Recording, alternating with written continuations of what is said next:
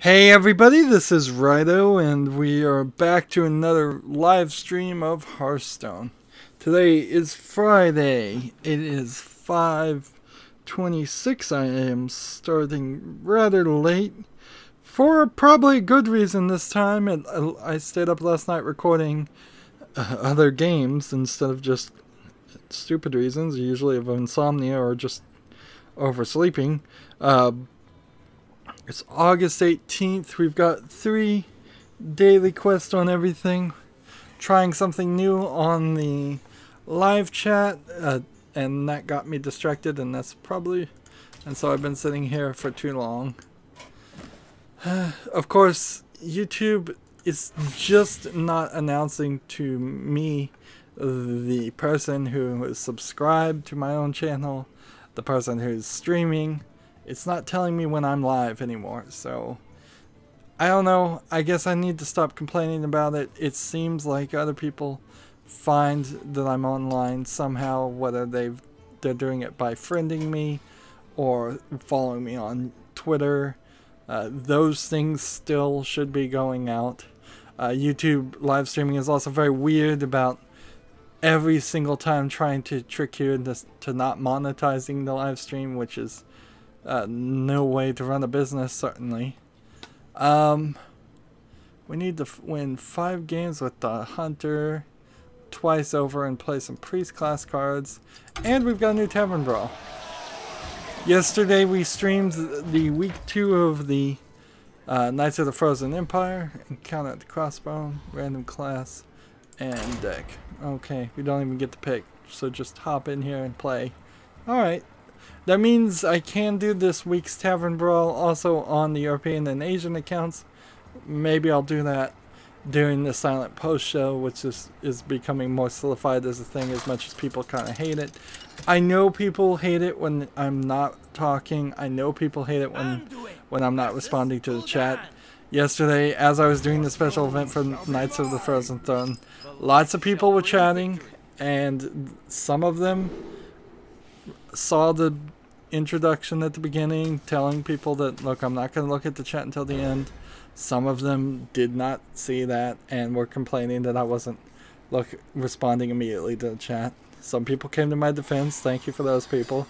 I did go and read everything afterwards, so you were heard.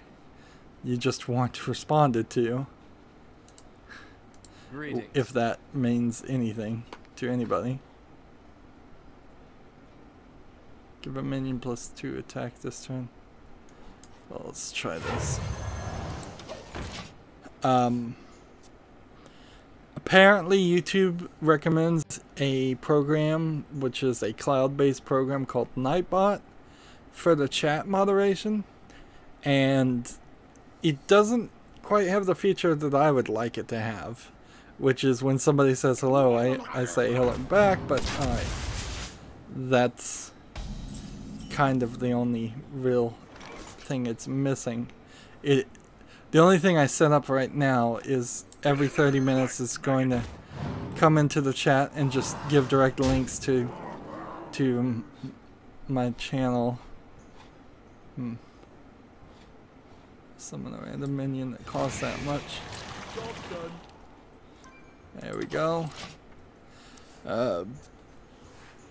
We've got a decent amount of news to do today, but also I would inherently, I guess I'm always trying to limit the amount of time I'm talking and the amount of time I'm playing Hearthstone. The amount of time has grown a little bit, actually quite a lot in the past couple days, because I've been playing Hearthstone on ranked play when nobody is watching, just because I've been unable to record. I've been waiting for the Hearthstone expansion to come out, so I'd check every hour and then go play a game or two of ranked play. I'm also trying to get up to higher ranks. I've made it to 18. That's not as high as I would like it to be.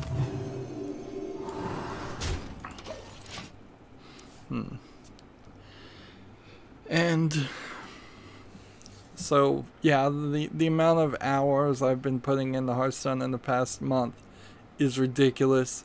It certainly hurt me right at a time when I didn't need to be hurt as far as recording. I stayed up all last night playing a game called Submerged. Submerged is a very sad game in the sense that I've wanted to play it for 2 years. It's always been a little too expensive. Buying a new game is a hard thing to justify when there's so many older games that are just maybe 3 or 4 years old that you can get at least 50% off. In fact, Mass Effect Andromeda, I believe right now, is 50% off, and that's incredibly early in that instance, but not amazingly surprising because Mass Effect Andromeda had so many problems and has so much bad press. They're just probably fire clearancing the whole thing. But I really wanted to play Submerge. Submerge looks rather nice, but there's literally no game in it. You can beat the game in about 2 hours if you just want to do the basic 9 collectible things. It's a flooded, I would say, version of Manhattan. Maybe not actually Manhattan, because there's I imagine 36 buildings in the entire map, and you get in a boat, you go to one building, you find a specific spot where you can start climbing on the building, and each building is an Assassin's Creed climbing puzzle. On the buildings, there are 60 collectibles throughout the game. On the water, there's, I believe, 24 upgrades to your boat that gives you a boost. That's a completely useless thing. I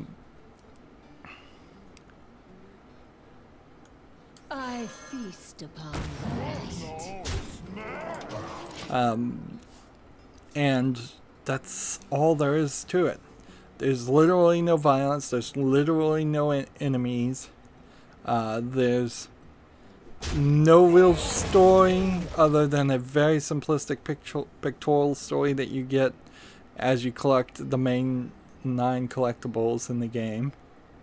At the end, it implies something in the phrasing, like the main character is going to do something rather awful, and really it's just a mistranslation, and so nothing awful happens.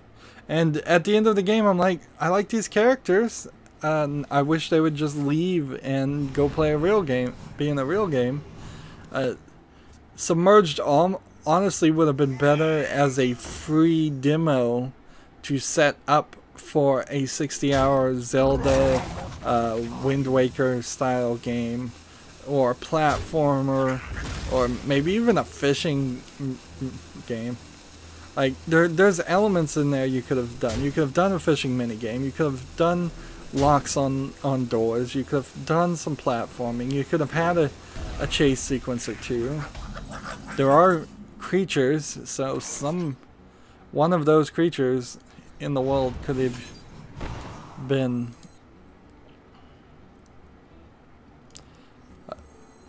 Heed the call of Cthulhu. Let's see. Fade away. Yeah, one of the creatures in the game could have been slightly malicious and chase after you. The game looks good, but it's mostly just a Unity-based game with 3 characters, so it's not too difficult to make it look good. And the building animation suffers a lot in places. It's repetitive and not as detailed. And so I'm rather disappointed kind of building it up and wanting to play this game for 2 years, and just really had to make a special effort to purchase it during the Steam summer sale. I almost certainly paid more for Submerged than I could have for a dozen other games, and it didn't deliver. In the end, it just bored me, and that's a potentially just a middle of the road game. That's the kind of game I would give a 5-2 to start off with, because it's an average game at best. Then I would probably think about taking a point off at least, because it's only at most 5 hours of playing very OCD and getting all the collectibles.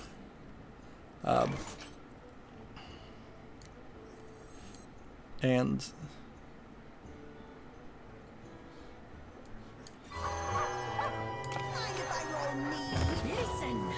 this guy is playing really badly. Excuse me. And so I'd give it a 4 for being short. I would probably take another point off for the fact that the collectibles have to be marked on the map using a telescope method. So you, at many points, need to pull out a telescope and do a full 360 looking around the area. And I could never get a direct feel if you needed the telescope to actually see the object, or if you just needed to be in a relatively close distance and pointed in a particular area. So throughout the whole short game, I never could learn to trust the telescope as a detector. Most games, just by default, if you're near something, it pops up on the mini-map. Here, I know for a fact I drove by things and they weren't mapped. The map itself unlocks as you boat around, so to have a fully unlocked map, even after you've beaten the game, you would have to go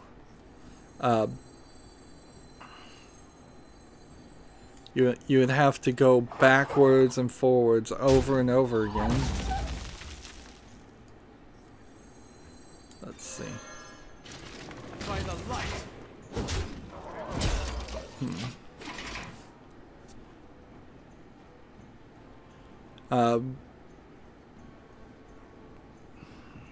So it really irritated me. I don't know if I'd want to call it a 2 as a game. I would almost want to, in my own personal numbering system, I'd almost want to leave 1s, 2s, and 0s for games that are broken frustration messes. Like an unplayable game like the original Hitman, for example, should be rated on my scale today as a 0 because it's technically unplayable. And I would revise its rating if I was to play it some more once it actually was playable. But maybe, yeah, I don't know why I would make an unplayable game anything more than but a 0. I'd be more willing to invent negative numbers if there was a game worse than a game that you literally couldn't play. But yeah. Jaina versus Gul'dan. Your soul shall be mine. Let's go ahead and go through the news. I'm imagining it being Friday, it being so late, and YouTube being YouTube, we won't get much people in the comments. All the people that wanted me to chat with me yesterday are now gone. Getting a lot of views for the new expansion, I always do. Sadly, monetization on some of them. There was also a weird twist of events that happened where the video I uploaded and labeled and scheduled got its information swapped with a different video, and so for a few seconds the few minutes, the wrong video was released. But I fixed it and it's fine. Between the streams and the edited versions of the same video, I am adding more views to my channel in total. I don't know if that's particularly the best system to use. However, man, I could have saved this, healed this, played this for free. It's playtime. I'm still trying to figure out if I'm ever going to be able to play this. With a random deck, you have no idea. Like, do I have one 2-cost minion in my deck? Or do I have 23? Deep Silver has agreed to publish Shenmue 3 on PlayStation 4 and PC, which isn't really much news other than to say that Sega Sammy, I think, makes Shenmue, isn't doing that, which is a little weird. The deck has no 4-cost minions. Lifesteal. Cthulhu! Cthulhu! Cthulhu! Again! Shenmue 3, I suppose, is more real now. If that's the case. The third largest ISP, internet service provider in the United States, Cox Communications. It's Cox, C-O-X, if you're not familiar with it. They're the third largest, and I think they typically try to stay out of any markets where they compete with AT&T or Verizon, which would be almost certainly the first and second largest internet service providers. And AT&T and Verizon don't compete in the same markets too, so all three of the main three internet service providers have carved up the United States as a triopoly instead of a monopoly. None of these are...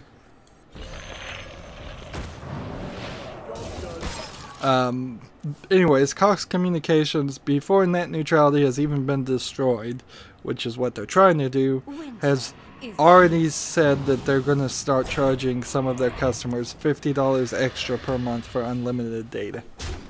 So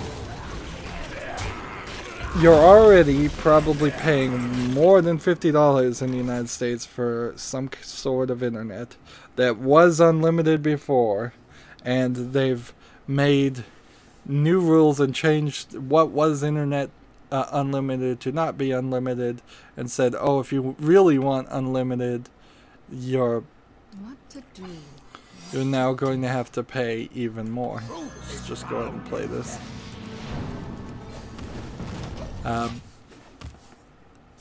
So nearly doubling people's bills, and a lot of the people probably won't actually even need unlimited now, but they certainly will later.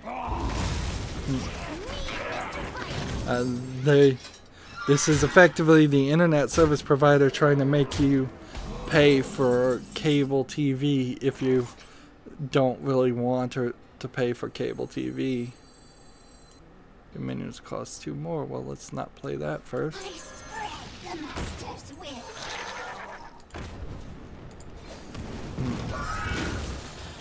Sonic Mania is the highest rated Sonic game in 15 years, which is kind of great news.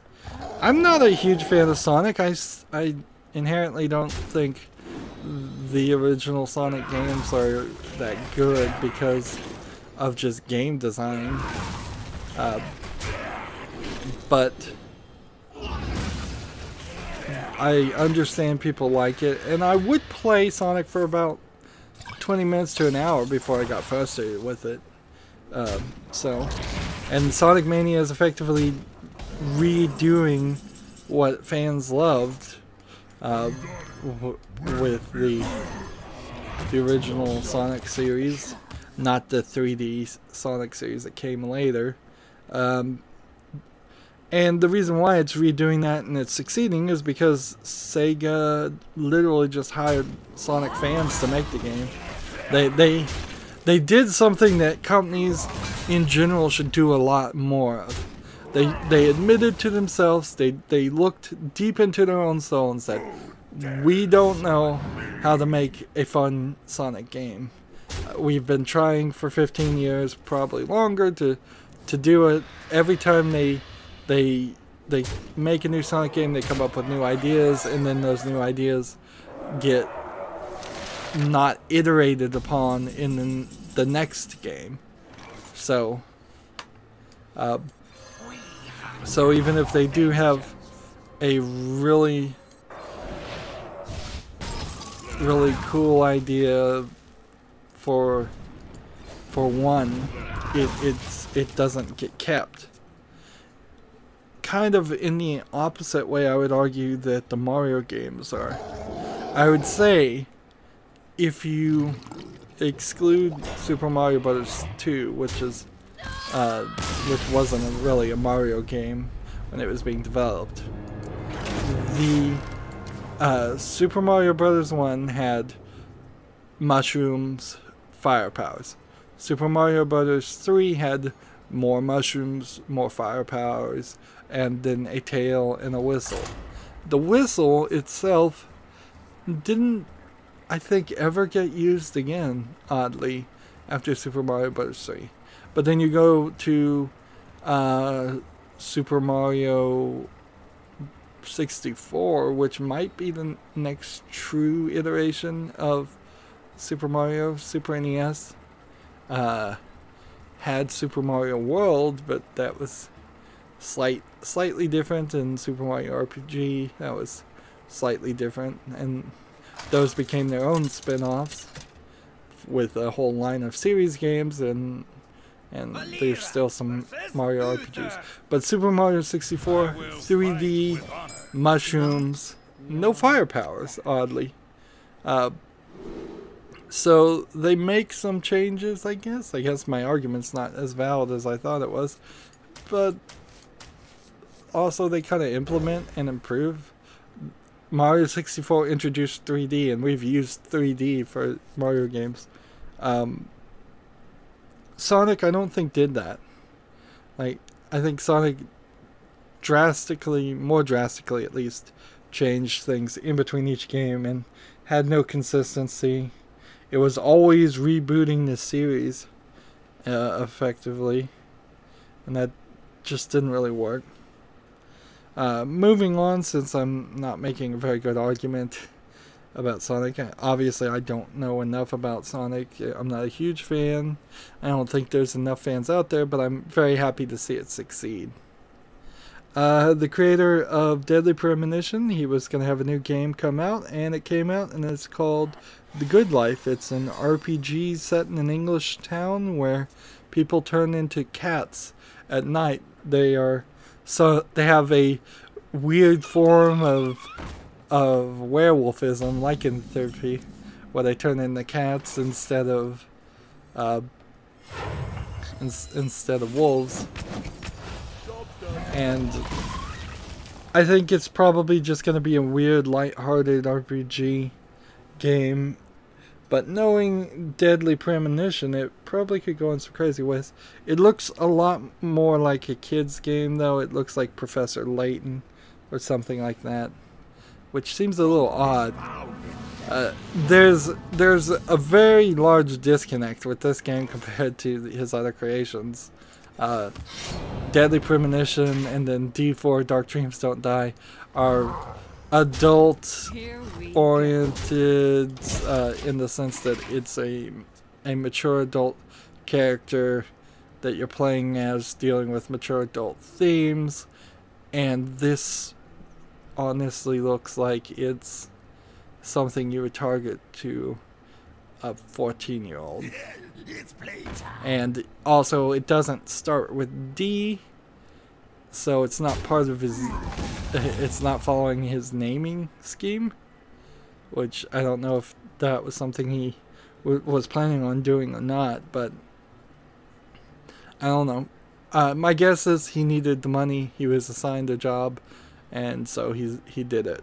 Or maybe he just had a change of hearts. It wouldn't be the first time that a creator of something decided he wanted to go in a different direction with his career.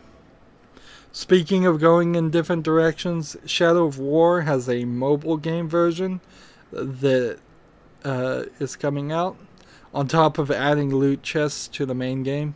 So already, I mean, this may be the best case ever for a game you can write off that has ever happened.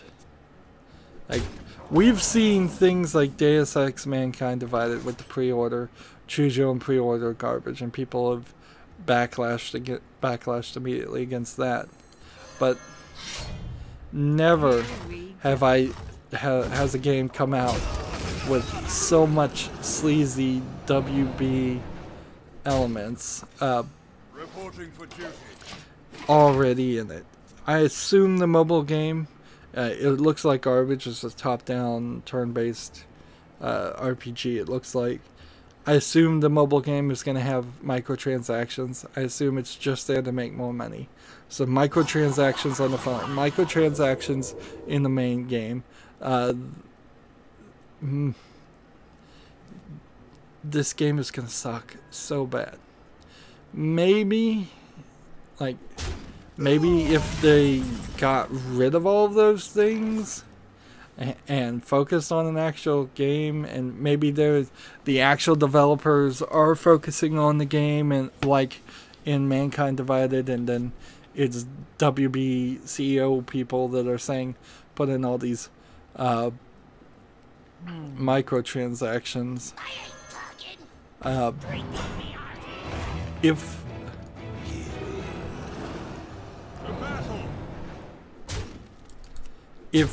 that turned out to be the case, and somewhere around there, some like year after the game comes out and fails, they say, look, well, let's just re-release this. Let's take out all the microtransactions. Let's do Game of the Year. Put all the DLC together, and make this an actual game worth playing. Maybe then I'd want to play it. But right now, I am so far away from wanting to play the sequel. The first game wasn't that much. It was just done very well. And sadly, sometimes that's all you need to be one of the best games that comes out of here, is just have a good gameplay mechanic, be fun. Kind of the thing Submerged was completely missing, is there was a good gameplay mechanic of killing orcs and taking control of their minds in Shadow of Mordor, and that's all we needed to do. Let's see. Discover, spell damage. Give your opponent a mana crystal.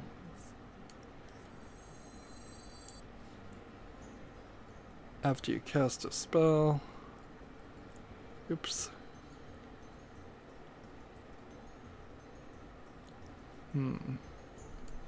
Let's discover this.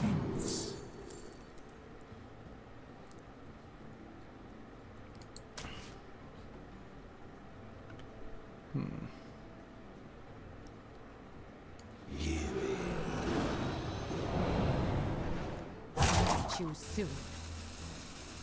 Let's see, how do we want this to go? There we go. I would highly recommend, based on just the initial behavior, not to buy this game. It is Shadow of War. Middle of Shadow of War is a dumpster fire of a game already. It doesn't deserve to succeed. The only way CEOs are going to get this lesson is that the game does not sell anything at all, and they're still probably not going to get the lesson, but inherently, the only thing we can do as a consumer is help companies go out of business. Because they just don't learn. Like, that's just the truth of it. CEOs, people that make concepts of putting loot chests in a game that has no business having loot chests, will not learn. They can either lose their job and go to another company, or their company can fall apart. In the meantime, all as a consumer we can do is not buy the game and potentially have the entire team of people that actually made the game get laid off, and then hope and cross our fingers that they'll go work for a different company or make their own company that actually is smart enough to know why the previous company didn't work. Has that worked greatly in the video game industry? No. We have several examples of this just not being the case. But there's kind of nothing else you can do. I don't think Cliff Bleszinski's Lawbreakers, for example, is going to be a major success, and that he's learning from the things that he couldn't do in his previous company. I don't think Double Fine, well, I don't know if really the people running Double Fine ever worked for a large company. THQ Nordic might be the best example of this, where THQ drove its own business into the ground, and Nordic Games is buying the licenses and trying to undo the issues it had before. Right, this is 6. Can I play one more? No, so that's... What do we have here? 2 damage. Here we go. Moving on, so we have a lot of news. It's a little weird news too when we get down to the bottom. But one story in particular, Mass Effect Andromeda is heavily on sale, 50% off. That's, like I said, a fire clearance. They are clearly wiping their hands of that game, and they're going to probably wait a couple years and try a new Mass Effect series. The game Hello Neighbor is delayed till December. The important thing I think you should take from that, though, is it's already on early access. I was watching people play the beta of Hello Neighbor, which only had like the first act in it, at least 6 months ago, and it was popular on YouTube for maybe a couple weeks, maybe a month, and now it has completely been forgotten. So that game, like, at best case, they add a ton to it, and let's see, they add a ton to the gameplay.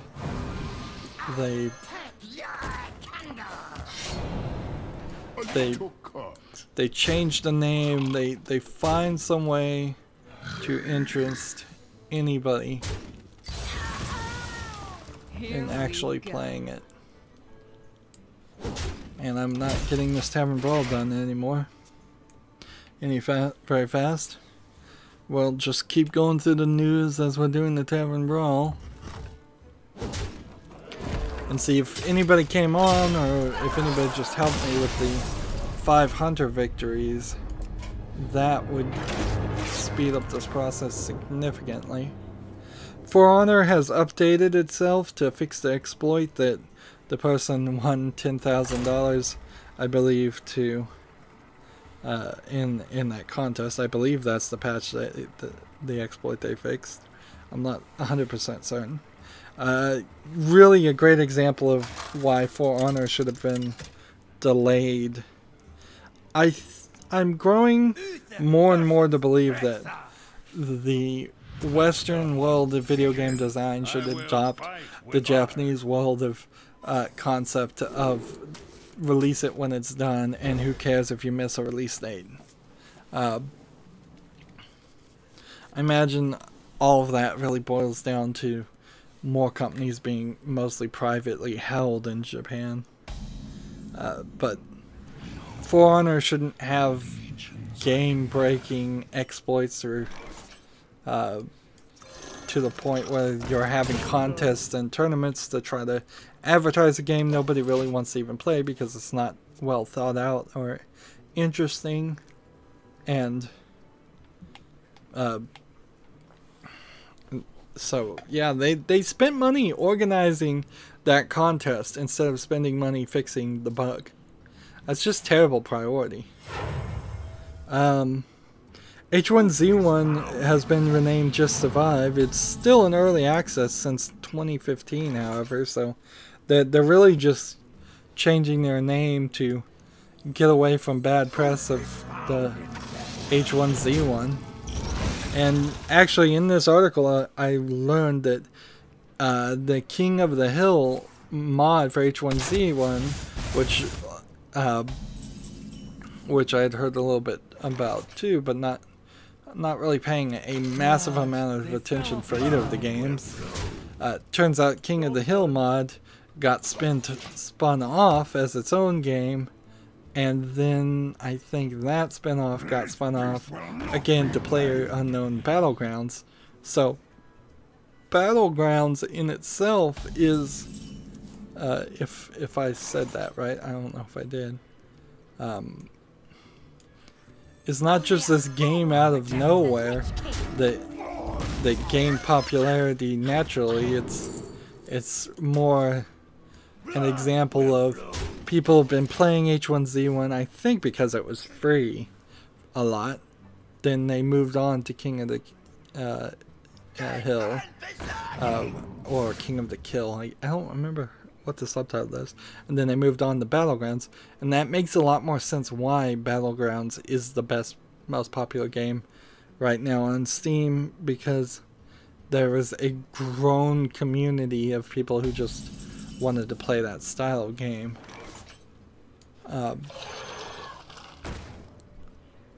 Let's just go ahead and do this. Blood will flow. Kevin Wu comes on the chat saying hello. Hello, Kevin Wu. Talk about a blast from the past in the news. The Sims 4 is releasing more content called the Toddler Stuff Pack, coming August 24th. And I find that rather amazing. Really, really amazing that they're still making Sims 4 content. I imagine for people that are playing The Sims, they can milk those type of players for quite a long time, since yeah, I could see people playing The Sims and enjoying that gameplay mechanic. I would say they are probably a smaller group than ever before, but it makes sense. If somebody wanted to play a life simulation management game, I would still tell people to play The Sims. There's not been any real competition.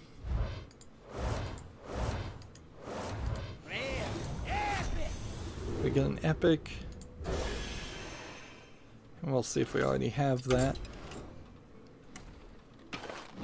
Kevin Wu asks, do I need help with anything? Absolutely. All 5 cards get turned into dust, so why do I have less dust? Did I create something? I thought I had more dust than that. Absolutely. I need 5 Hunter victories and then play 50 Priest cards. It's easy enough to do with the 500 victories. Let's see. So send me a friend request and we'll play that. I don't think Kevin Wu is tragic. I think he's tactic torn, but it's hard to keep everybody straight, particularly since some people have different names on YouTube than they do on things. Yeah, YouTube snuck a lot of people into using their real names with Google Plus in their accounts and all of that.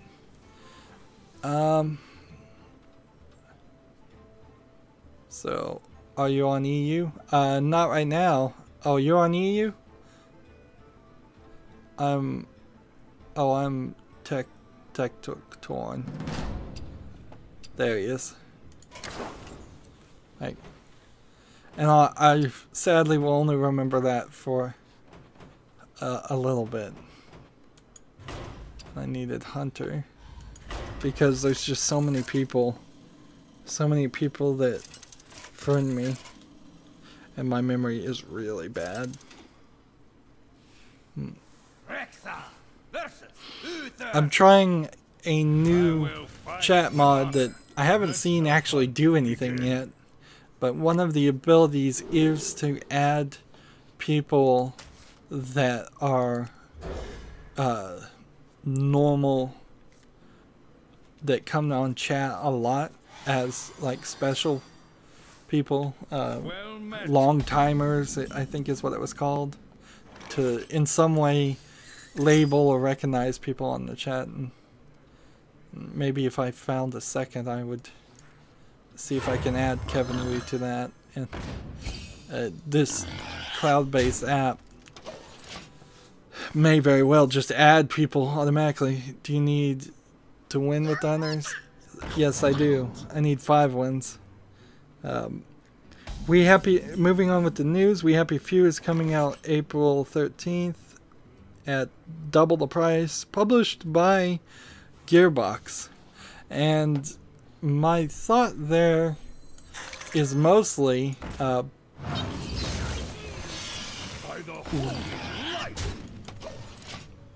is there actually going to be good content in We Happy Few?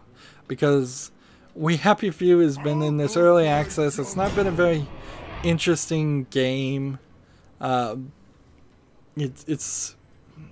It has a nice aesthetic, and they've already sold that aesthetic to try and make a movie, but it's not really the game is not there. So the movie may come out and say it's based on the hit video game, and people could easily make the argument it's not a hit video game. There is some irony there that I'll have to look up and get more information on it, but Jim Sterling was supposedly a voice actor in We Happy Few. He wasn't happy with the quality of it. He shouldn't have ever been in the game in the first place, because that's simply not ethical to work for people who you're criticizing. He was going to not actually review the game, but in a lot of ways that just kind of makes it worse, because the game needs to be critically reviewed for being bad, at least as it is. So they potentially took his voice out, but if they didn't take his voice out, then his voice will be in a game published by Gearbox, and he hates Gearbox for almost a silly reason of ruining Aliens Colonial Marines. But I mean, stick to your convictions, I suppose.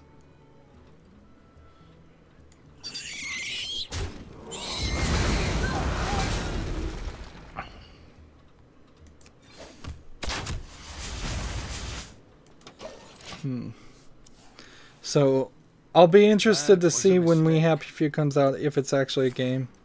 It's almost certainly hurt itself by being early access, and it didn't really sell itself as what it actually was, so it's kind of a problem there too. Let's see.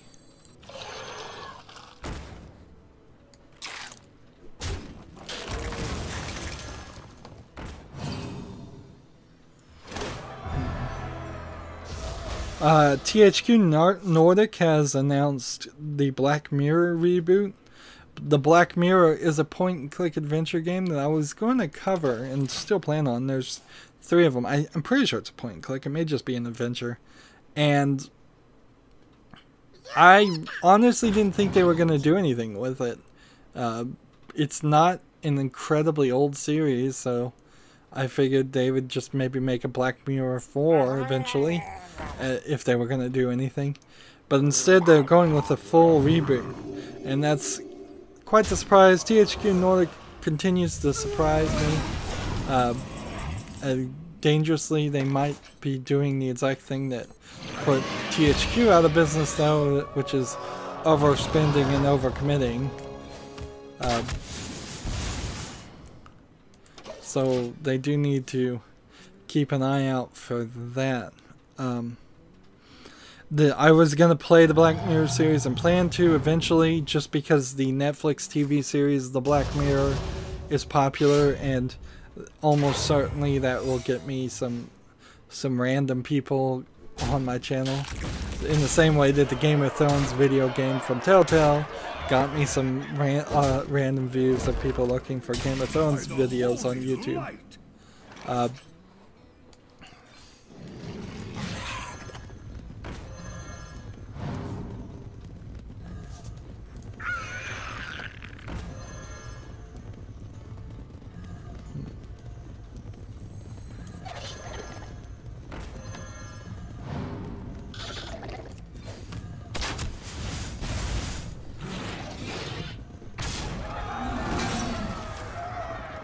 Darn it, redemption. There we go. And I imagine that's also why THQ is rebooting it too. Is they're gonna get some extra advertising just by it being called the Black Mirror. As it stands, I don't think you can copyright the phrase the Black Mirror, so you're gonna be able to get away with that.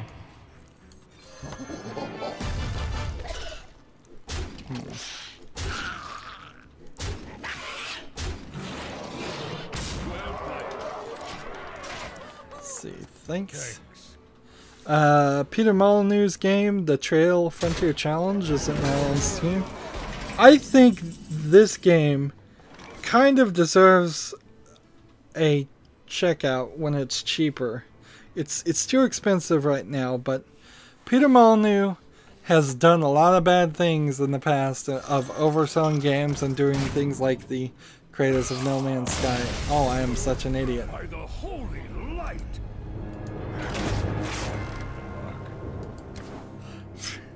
I'm such an idiot. Wasn't paying attention enough. I'm covering the news instead of playing the game. But for him to undersell that game, realize what it was, and make a good game and not say that it was the best game ever. Try it out in a small market, experiment with it, see how it goes, and then expand it to a larger market. It was a cell phone game originally, and now it starts as now it's on Steam. I don't particularly like that concept, but it's all right. If you make a good game and it runs on a cell phone, and then you make it a better version of it on a regular Steam PC, that's okay. So I think him learning his lessons should be rewarded a little bit by people who's willing to well, to reward that, regardless of whether the game is actually that interesting to them. But I mean, that's kind of just trying to impose justice in the video game industry that will never be. Kevin Wu asks, what's my rank? I think I'm at rank 19 standard right now. But I made it up to 18, and then I've been struggling up and down on 19. Moving on with the news, PlayerUnknown's Battlegrounds is going to patch less often, and the new features are going to come out more polished going forward, which, okay, fair enough. However the developers want to do it. This game inherently is not going to come out in like a 1.0 version, probably before people have moved on to the next game. Maybe not. Maybe Pug is the next Counter-Strike, CSGO game, and it will be played for years and years and years. But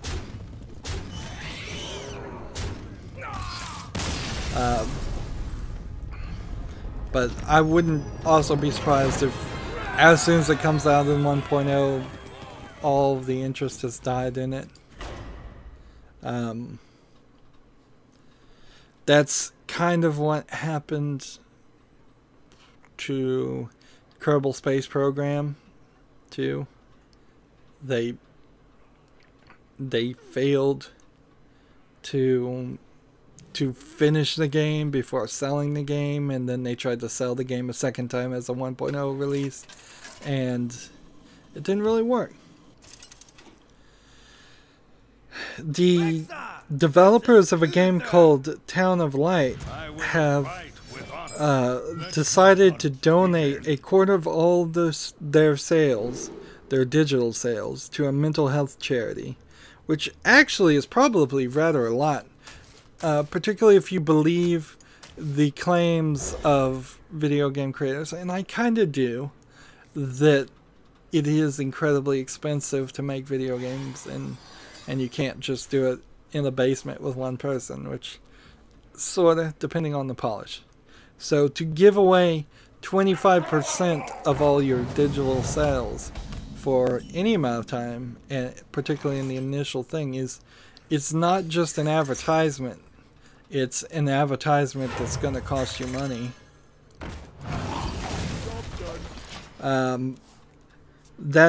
That is between the 16th of August and the 6th of September too.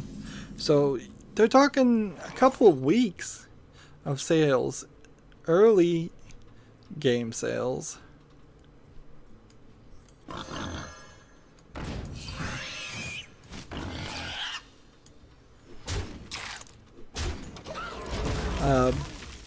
So I have to applaud that.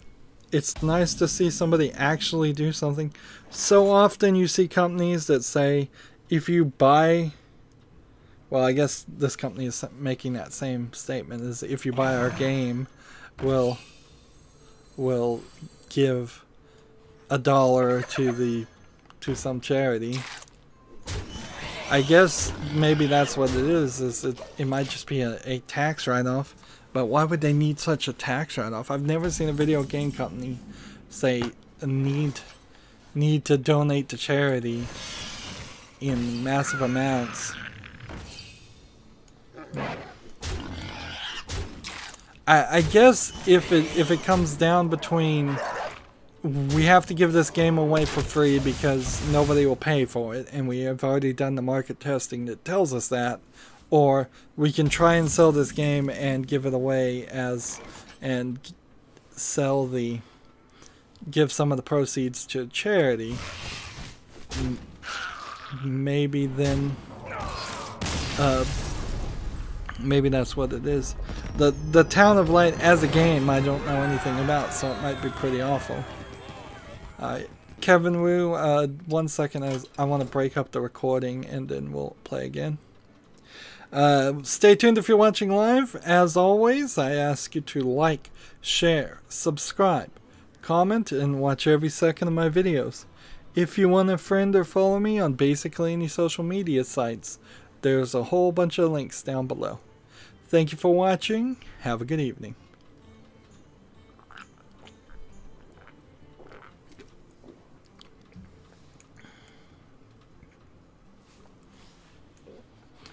Hey everybody, this is Rydo and we are back to another live stream of Hearthstone. We're playing Kevin Wu to get our daily quest done. Today is Friday and we started a little late, so I'm very lucky that he is willing to let me win. I need 5 victories with the Hunter, which would be a considerable amount of extra work without his assistance, and I need to play 50 Paladin cards, which is not as much work. You could do that playing just casual. You might have to play 8 games. Kevin Wu asks, why am I only at rank 19? Are you using a bad deck?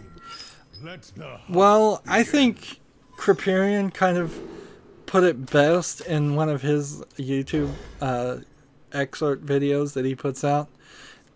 A lot of the players on rank 20 you would think are new players for the new expansion on standard gameplay, but in actuality it's more accurate to guess, I would say, or maybe accurate's the wrong phrase. It's a better guess that the people at rank 20 are actually people that were playing Hearthstone since the beginning, got bored with it, and came back.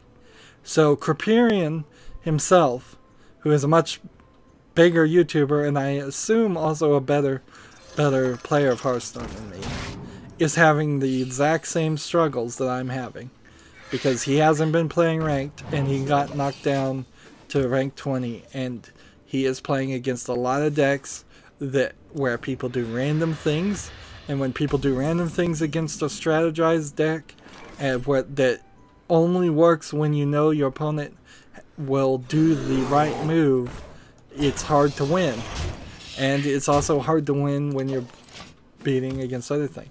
I am almost 100% playing my Murlocs deck, which does win, but I'm not playing it very much.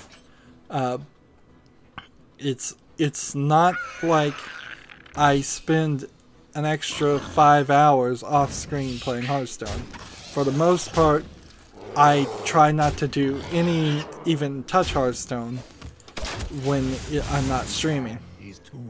And so I've managed to make it to rank 18, but I'm struggling. Yeah. Kevin Wu says he likes to play Arena. I'm pretty sure he's higher than rank 5 now. Well, I don't know how we could know for certain, but last video I saw, he was at rank 20 and ranked. Maybe he's been playing a lot to succeed. And I know that, yes, he likes to play Arena, and there's a lot of people that aren't happy with the synergy picks that they've done in Arena. So they've changed Arena, and with the Knights of the Frozen expansion, they've pushed people away from playing Arena and into playing ranked with the new expansion. So there's a lot of players there and a lot of competition. Those are many of the reasons / excuses for why I'm only at rank 19. The truth of it is you might easily just sweep all of that away and say maybe I'm just not that good of a player, and maybe I don't pay attention because I'm covering news and talking to the chat that much. You saw earlier that I literally lost a game to Kevin Wu because I wasn't paying attention and he was letting me win. A lot of people say I misplay all over the place. Probably true. Like, a lot of times though, people don't give the exact explanation on what the misplay was, so I'm not getting a teacher-student style feedback that I would need to learn from that. So if somebody just says I misplayed, okay, I'll say, yeah, probably. But without the details, I don't know. The chat delay is a problem. So people need to say, like, he misplayed when he played the boar. He should have played the hungry crab on turn 3. Things like that would be a lot more helpful. Like, you gotta dumb it down and teach it to me like a 2-year-old. But my goal is to get higher in ranked. I do want to play ranked. That's particularly why that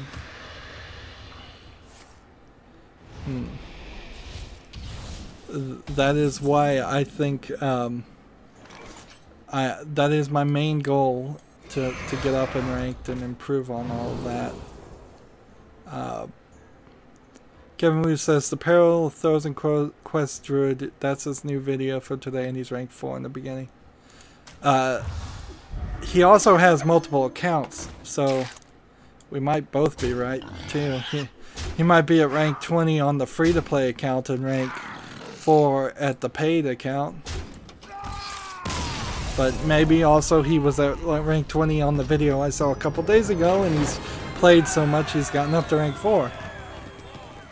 I can also explain his level of success on the fact that he buys thousands and thousands of card packs for his main content, his main account.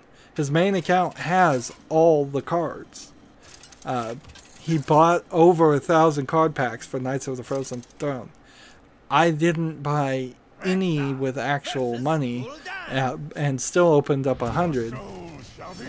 So this, I'm mostly free to play here. I think I may have bought the welcome bundle on the Americas account, but that would have been the only thing I have ever purchased. PC Gamer, getting back to the news, the PC Gamer says the Twitch app that they introduced does not do the basics better than Discord, so anybody that's into using Discord, which maybe I need to get into using Discord. I know people asked me to do it and I said I wasn't going to, but if this chatbot app integrates Discord into YouTube chat, and there's an integration, and it seems like it might, I need to do some more research, then there's a reason for me to hop on to that.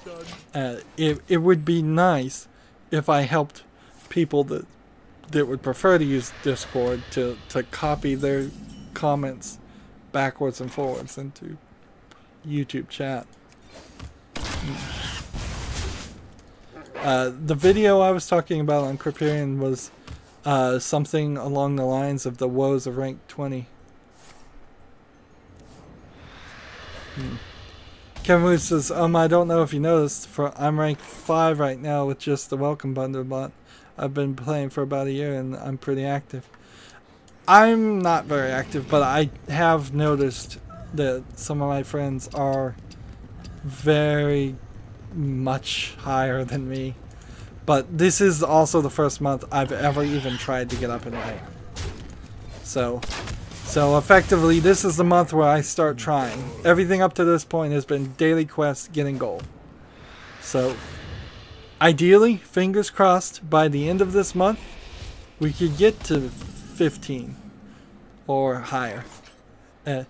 If I can get even the 16 or 17, that would be nice. But it comes down to some level of time management also. Hearthstone has another choose your champion thing, so if you go to their website, you can choose a champion and from that, let's see, I need priest cards now.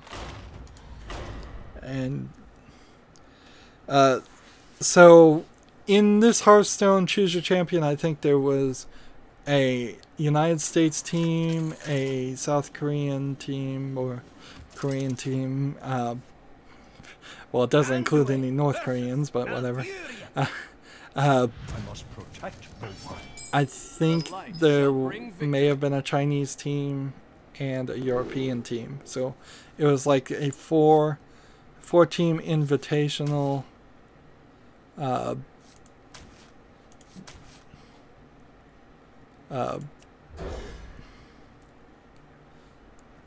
thing. I picked the Koreans because I always play. Yeah, we can play for fun now. I'm just trying to play for cards. Kevin Wu. Yeah, I don't like to compare myself to other people like that. Like, you're just gonna frustrate yourself, and this is a video game. It's not like I get a bonus. Not like YouTube pays me $1 million if I'm the best ranked 1 legendary. And I don't think I'd really be able to do that anyways. So yeah, I'm just I'm glad other people are more successful than me. Good for them. And I want to be more successful for myself. If it turns out at the end of the day that my level of success can only reach rank 10 and other people's level of success can reach rank 1, does it help anybody for me to be jealous? Or should I just be happy for my friends? I'd rather just be happy for my friends and not worry about it too much. Yeah, anyways, moving back to news. Go to Hearthstone.com, choose your champion, potentially win 3 packs, or at the very least, I imagine you're going to get 1 pack. Crackdown 3 has been delayed to 2018. I think this is probably a great thing. Crackdown 3 is an obviously, how would you phrase it, troubled development. It's not finished, and it's not a good game, I don't think, right now. And if they just rushed it out and to have it out there, I think that would be a mistake. I'd rather them do it right, because I really did like Crackdown 1, and Crackdown 2 wasn't awful. So I don't want it to slide and become even worse. Let's see. Face the light. This. Face And the then light. this. And then this. In the light's name. Spectacular. I didn't play that right at all. I should have healed myself first, then attacked. Let's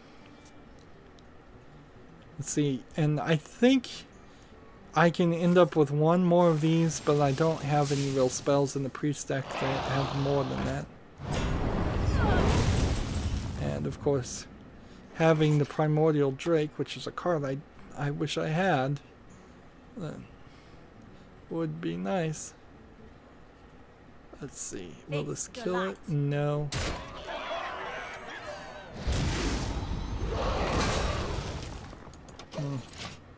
Tencent, the Chinese mega video game company, has for the first time made more revenue based on mobile gaming versus PC gaming, which might be an indicator that people in China are getting more cell phones and more cell phone coverage. It also might say something bad for the entire video game industry in the long run if Tencent were to, say, immediately take that information and focus on just investing in and making mobile games. I'm kind of ambivalent about Tencent though, but it is, I think, true. I'm pretty sure Tencent owns League of Legends. So if you've maybe noticed that there have been more League of Legends ads on YouTube lately, that might be the reason right there. Unnatural. I suppose it's just something to keep an eye out and know how the industry is going. Your end of the turn effects trigger twice. Why do I even have that card? Do you see?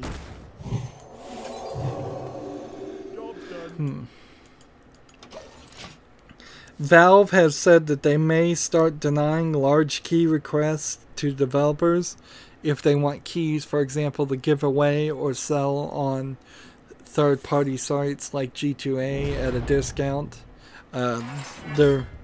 They're kind of saying nothing, but kind of saying something at once. They don't have they didn't put out an official press release. This was just something on the on a discussion board, it looked like, and they needed to really put something out and saying, look, we're gonna start looking at your company and your game, and if your game is not making enough sales to make it valuable and worth it for us to give you 10,000 keys for your game, then we may deny that. And I suppose they're not in any real legal trouble or risk in saying that. I imagine contractually they can do whatever they please on their own store. I think it's mostly the idea they want to stop people making a game and then releasing it now through Steam Direct for $100 and then giving out 10,000 keys for free and trying to get people to rate it high to convince other people to buy the game that is just not actually worth playing. My hand is too full. So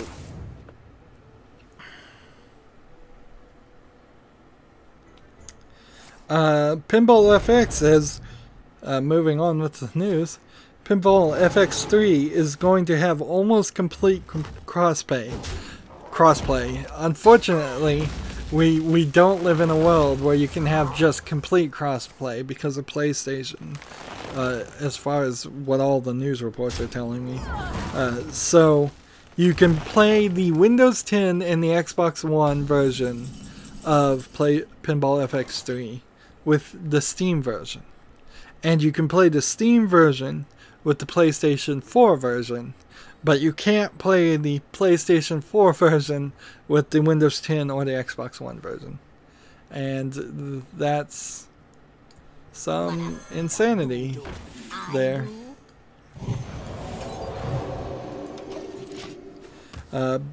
Almost complete crossplay. I yearn for the day when you buy a game on any system, Android, iOS, Xbox One, PlayStation 4, Steam, and it just works and it just plays. Also on Pinball FX 3, while the vast majority of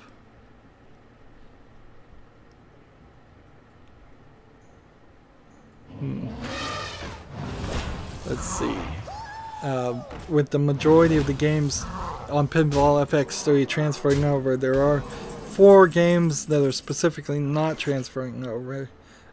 South Park, Street Fighter, Ninja Gaiden, Plants vs. Zombies, and Missplosion Man are not transferable.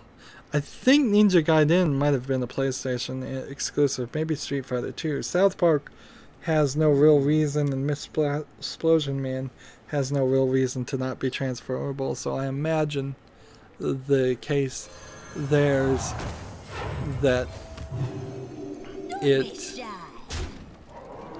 the licenses ran out. Kevin Wu says, why don't you run Inner Fire on that 22 guy? I don't believe I have Inner Fire in the stack.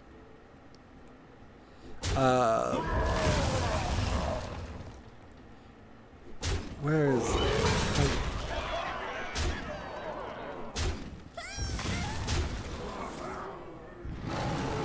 Yeah, I think I may have taken Inner Fire out as it just wasn't a card that I wanted. I wanted something else instead.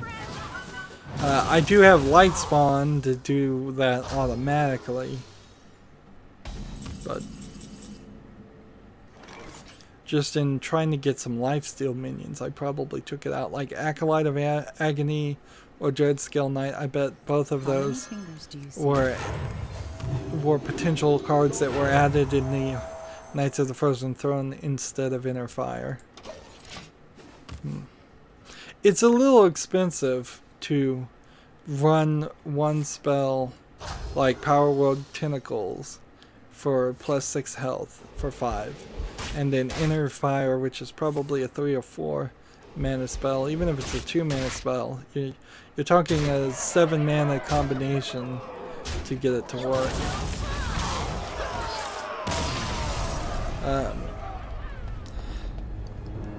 We're almost done with the news, and this last news story, boy do I not want to report on it at all. I don't even know if it really is news. I wish there were more people in the chat to give me some feedback on this, and I'm going to have to ask people that see this to let me know when we get to that story, because I don't know. Tactic Torn canceled the challenge? Okay. Well, then casual, wild, play some cards. Kevin Wu says I want to play ranked, please. Fine. That's perfectly acceptable. Like, everybody's got their priorities, and if you want to get as high as Kevin Wu is on ranked, you do have to put in the effort. He certainly helped in the difficult thing. It will be very easy for me to play priest cards. It would have been incredibly long amount of time to get beast victories. Nobody's given me any major feedback on the decks I've built from the Knights of the Frozen Throne, so some people helped with 1 or 2 as I was building it, but either people were uninterested or people didn't have anything to say. But I do feel like the decks I built are mostly good decks. We'll see what the statistics boil down to. The Sony PlayStation Experience is Friday 8th to Sunday 10th of December in Anaheim, California. I'm not sure if there will be a live stream, and even if there is a live stream, I would have to get some feedback if people really wanted me to watch that live stream. Oops. Face the light. I should have attacked him, then healed him, and then made this stronger. I literally just told this guy I'm an idiot. I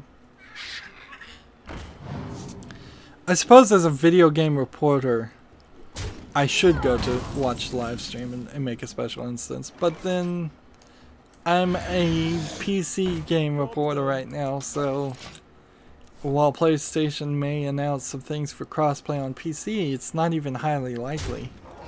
Like, we're still waiting on games that would have been really nice to come out. And I bet I can guess what's going to be at the PlayStation Experience at all. There's that new Uncharted game. They're going to show several games that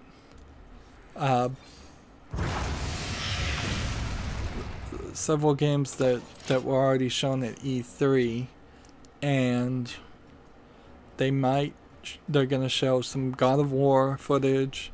They're going to show the remaster of Shadow of the Colossus,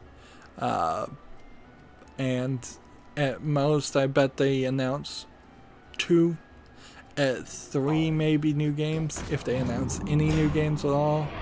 There will be some small nods given to mobile and Vita games, depending on how much they want to focus on the Japanese things. They'll probably do a pre-show with all the Vita games and Japanese style games. Ni no Kuni 2 will probably be mentioned either in the pre-show or the show. Depends on, do they want to focus on the West or not. And they probably would focus on the West because Tokyo Game Show would have been where they announced the Japanese games.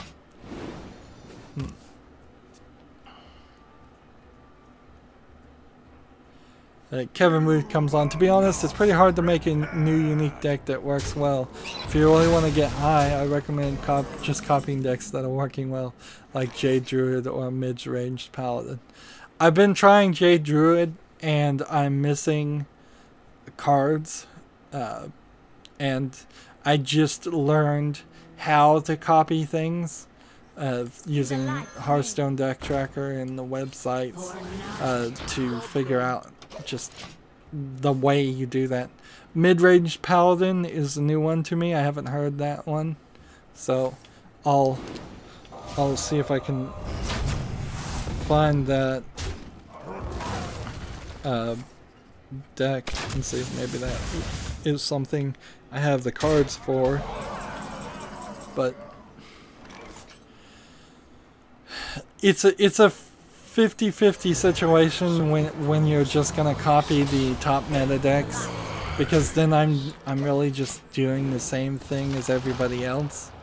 And as a person who's streaming and trying to make it entertaining and just trying to keep themselves entertained, if I'm just copying all the meta decks and I have 18 decks of the meta decks and I'm playing against everybody else who's playing the meta decks, I think that niche has been filled by so many other players.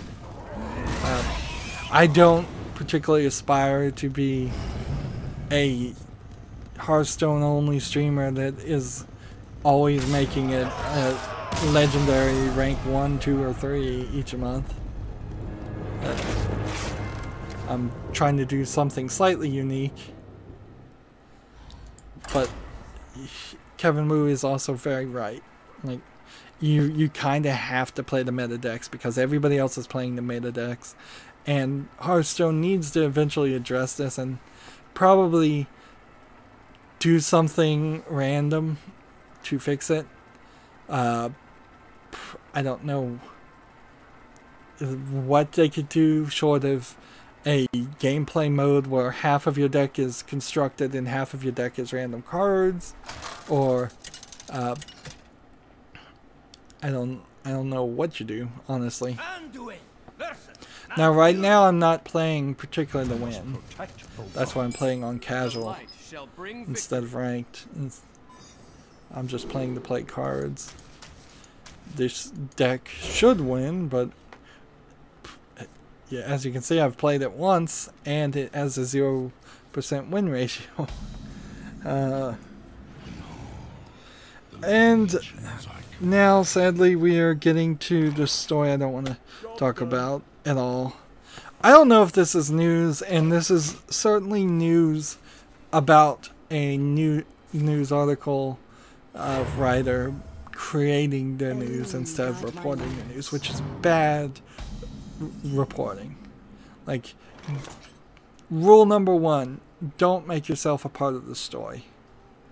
And that's exactly what happened there.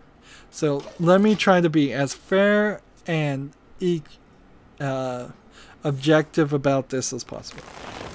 The brand new editor of Kotaku UK, Kotaku UK, which is a separate sister site to Kotaku for whatever you feel about Kotaku. I think in general I don't like them, and they tweet too much stuff to interest me, and they seem to be more of an advertising arm than an actual criticism arm. But the new editor, Laura Kate Dale, just got this job, and she immediately posted a article that is self-admitted as bad. It is a bad article by her own admission about how in Twitch, particularly in Twitch IRL, there is a growing problem of harassment where people are coming on streams and harassing people, and people are just rebroadcasting streams and talking over them and harassing them and making fun of them. So, like, rebroadcasting streams and not doing very much criticism probably would fall out of fair use. That would be a hard thing to prove, and unless there's just a basic Twitch rule that you can't rebroadcast other Twitch streamers, I think that would probably be allowed.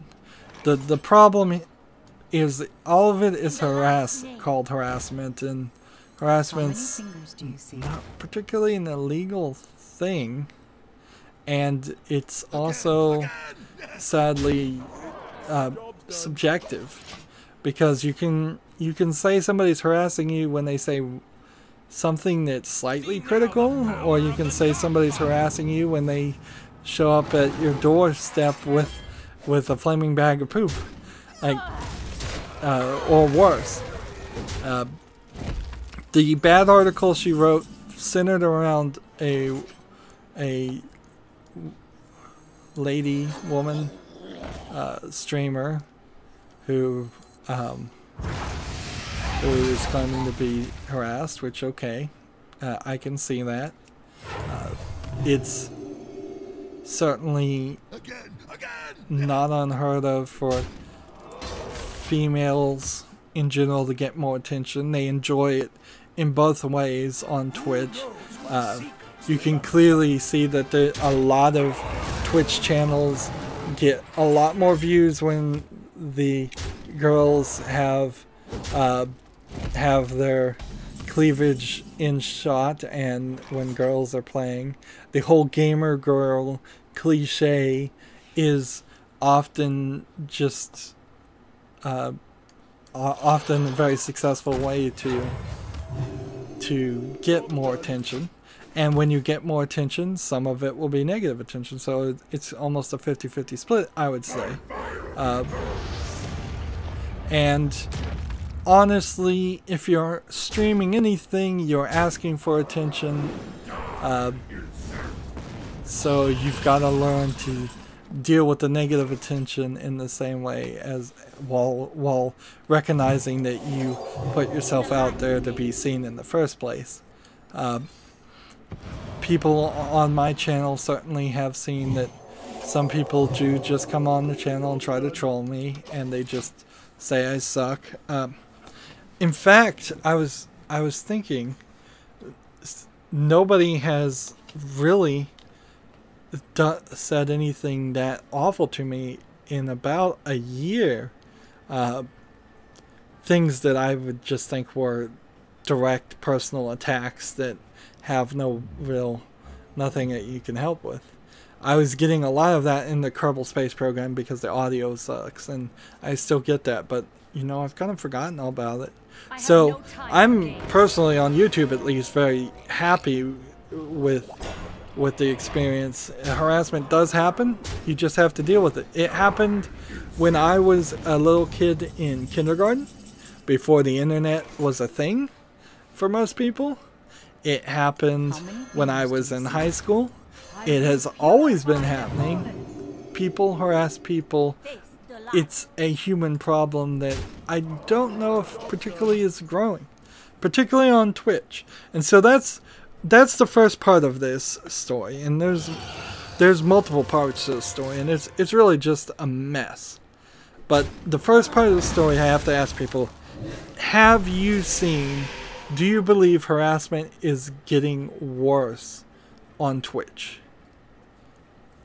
Now, the articles found 25 instances of harassment. They reported all of them to Twitch. It seemed like Twitch didn't do anything according to their articles.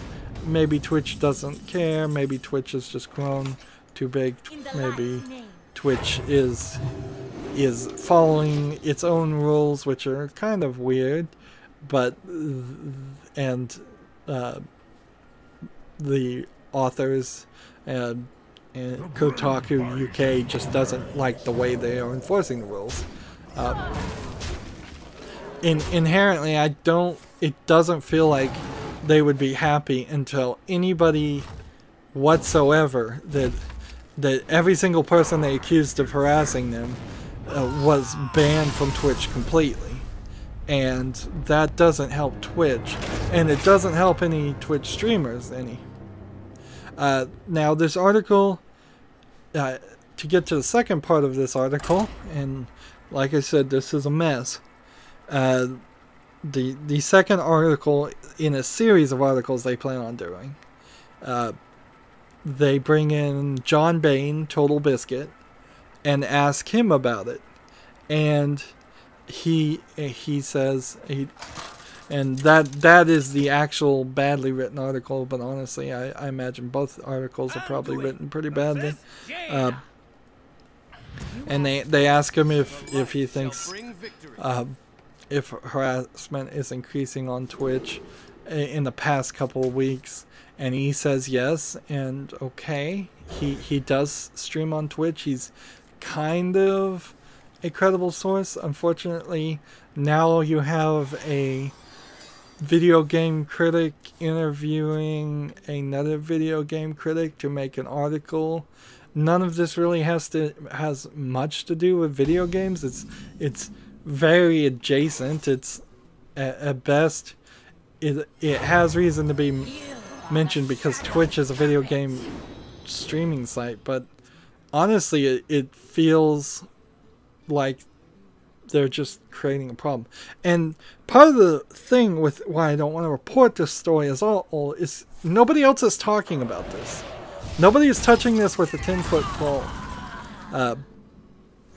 yet. So it's not one of those news stories where Giant Bomb over here, Kotaku over here, IGN over here. That very possibly may be only 2 or 3 companies owned by the same mega corporation. But I've only seen this on Kotaku UK so far, and nobody else is talking about it. Maybe it's because it's brand new, but I'm not seeing it on PC Gamer. I'm not seeing it on Eurogamer. I'm not seeing it on Gametsu.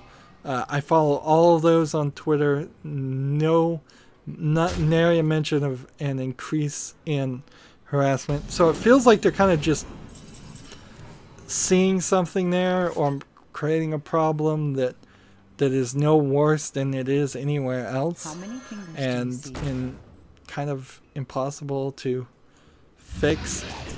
Like, you can never fully eliminate harassment because harassment is always a moving goalpost. Like, we're never going to get to a society like Demolition Man where everybody is completely nice. Even if we had boxes on the wall that were fining people every time they cussed. It's just not in human nature. Is human nature to joke. It's human nature to criticize. These elements are never going away. Does this hurt? So that's part of it. Is they interviewed somebody who's a video game critic instead of interviewing, say, somebody who is not a video game critic that doesn't have kind of a conflict there.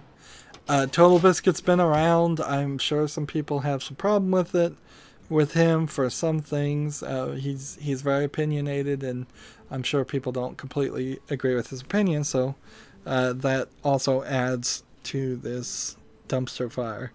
And again, I guess that's the second part of the story, and I need to ask, was it fully appropriate for them to interview Total Biscuit and have him make himself a part of the story and have him be the person reporting that there's more harassment going on when he clearly seems to have a vendetta to say, yes, there's more harassment going on. Like, if I was working, streaming on Twitch, and people were irritating me, I would almost certainly claim that that harassment was up. Just to try to influence Twitch and give more control to me. It may very well be the case that in Twitch you don't have the ability to ban people, but that doesn't seem realistic at all. All of this really boils down to is, like, if somebody's harassing me on YouTube, I can block them. I can block them almost instantly, very easily, and I will never see them again. So unless somebody is actually going to tell me that people streaming on Twitch cannot block people, then there's no problem. Now, part of this is that the people who are restreaming channels and harassing and targeting people, they say they are getting all of their fans to go raid the chat and harass them together. Easy enough to fix, honestly. Either you shut down your chat or you block them all. Like, that's all you have to do. If somebody raided my chat right now and there was 1,000 people saying mean things, you know what I do? I just go, alright, I'm going to start blocking you. Block, block, block. I'd stop playing the game and just block everybody. And people would get the message real quick and either leave or risk getting reported and blocked. And I wouldn't write an article. I wouldn't report that harassment has gone up. I wouldn't do anything. I'd say YouTube, as much as it helps any other developer, has given me the tools I need to do to fix that situation, and I fixed it on my own. And I would just handle it.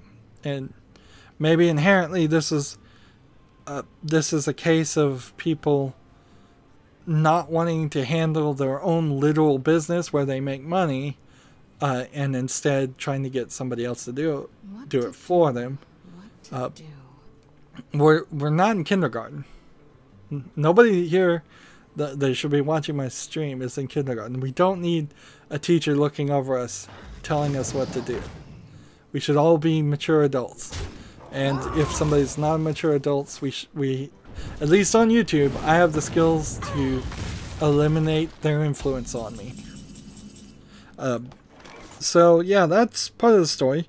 Unfortunately, Laura Kate Dale is not only a bad article writer, she also has bad memory and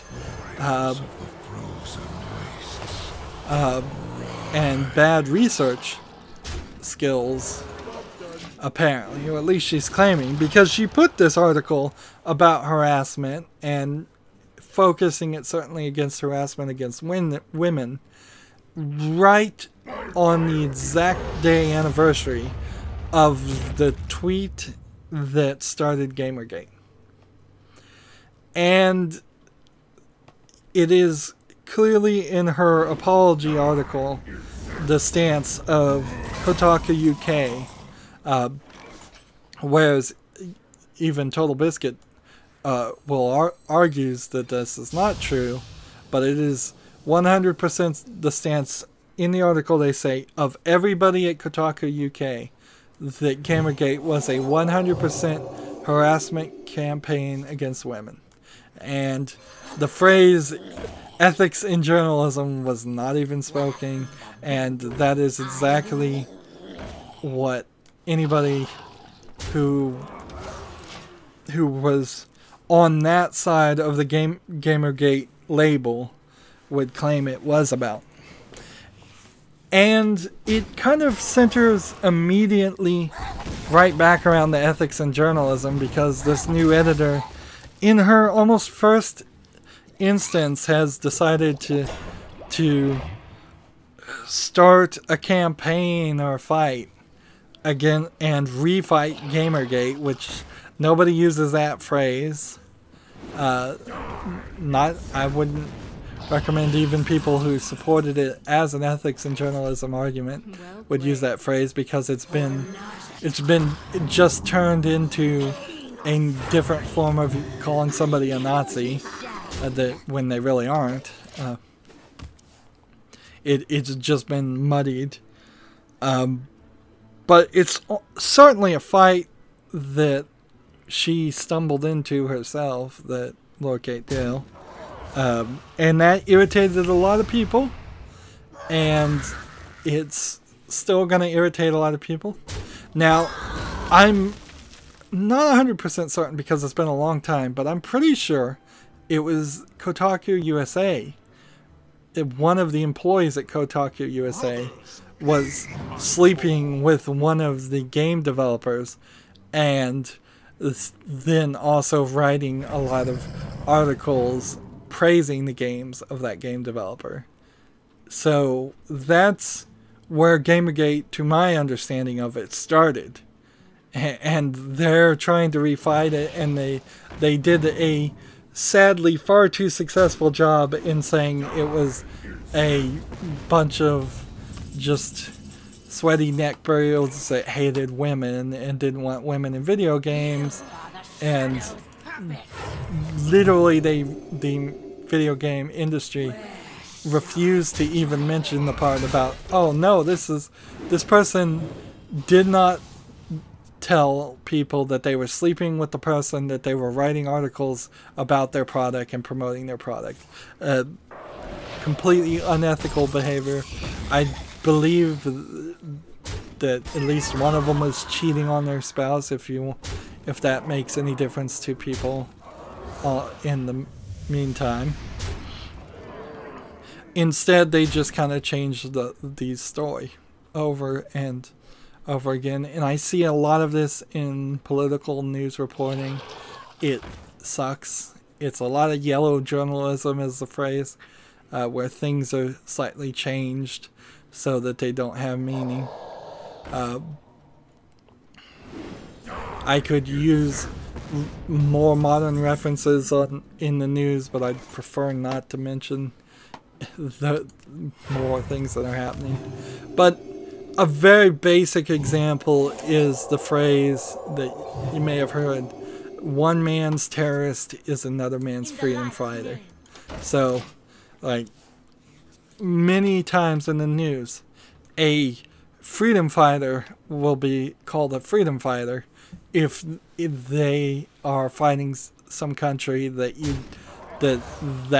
news reporter doesn't like.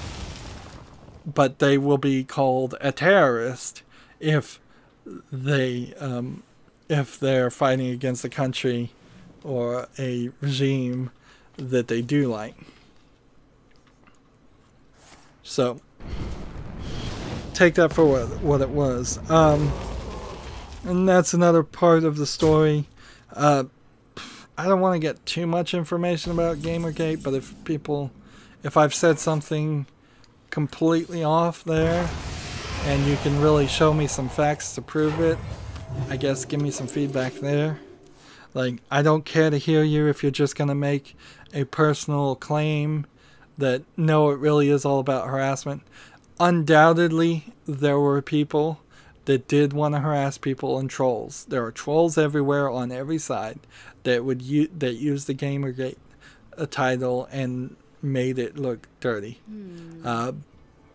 Made it look like that. But that's not what I understand the movement. That's exactly what Total Biscuit says, too, is that it really is about the complete unethical actions that are often taken in the video game industry, the things that would really stop me from ever wanting to work in the video game industry, is because they don't even admit to themselves that sometimes what they do is wrong.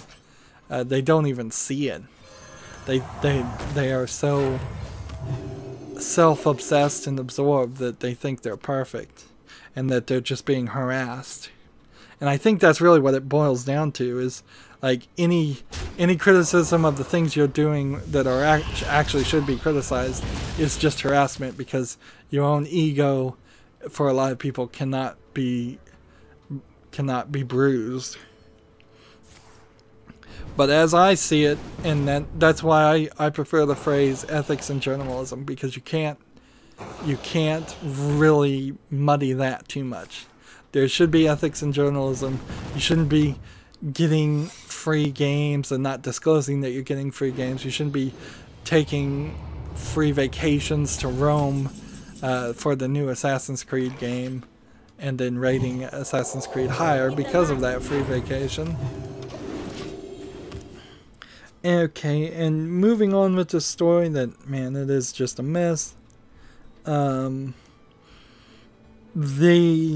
final part of this is where I can't even get much detail about, but Laura Kate Dale is now claiming to be harassed as the writer and starter of this whole mess. And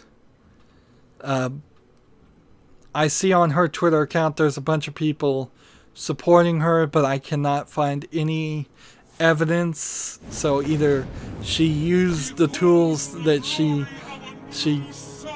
apparently didn't know existed before to block all those people who were harassing, or that's not good enough for her, the fact that she moderated her own Twitter. But I don't see anybody on her Twitter right when I looked at it, and I looked really far down there, saying anything negative to her. All I saw was a lot of people supporting her, and a lot of people do like her. Fine, fair enough. But so any evidence of this harassment is not being reported, as in a news report, which also just kind of shows that she's a terrible writer. Inherently, this theme is coming back and back, and she shouldn't have been made lead editor of any site if she can't do the basic reporting. And this is probably a problem with a lot of video game reporters, is they have no reporting skill, and I am probably one of those people. Like, I was never trained in journalism, never took any class like that. I probably am really, really bad at reporting things. Almost certainly. I'm probably doing a bad job reporting this right now. But if she was being harassed, you couldn't take a few screenshots, blur out a few names, put it on the screen, take some of the milder things or some of the worst things, show people that are questioning whether you're being harassed any more than anybody else. None of that's getting reported. It's worth pointing out that Laura Kate Dale is a transitioning male to female transgendered person. That really doesn't have anything to do with anything in the story, but it might affect her mood and how people interact with her. Her perspective on life, I guess, would be a better phrase. I've managed to not mention that because it really doesn't matter. Comments are disabled for both the main article with Total Biscuit, and all the comments are deleted, and also the apology letter that came out rather quickly afterwards.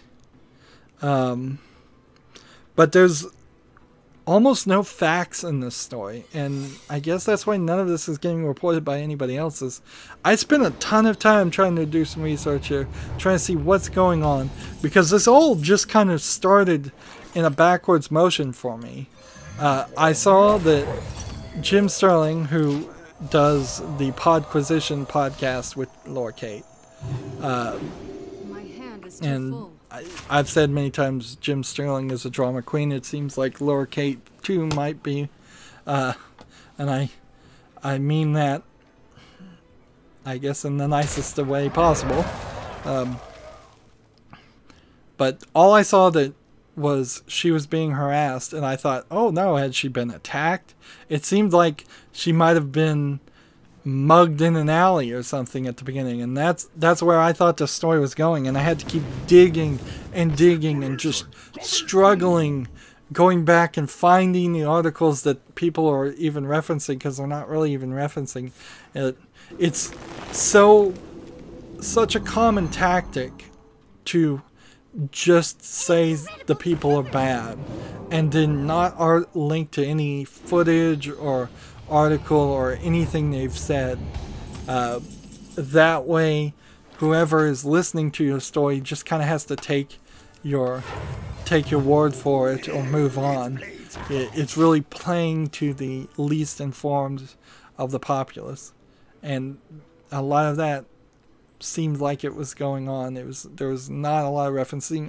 A lot of it was Twitter too, so linking back is not something that really happens in Twitter or citing sources. So to recap this mess in the story,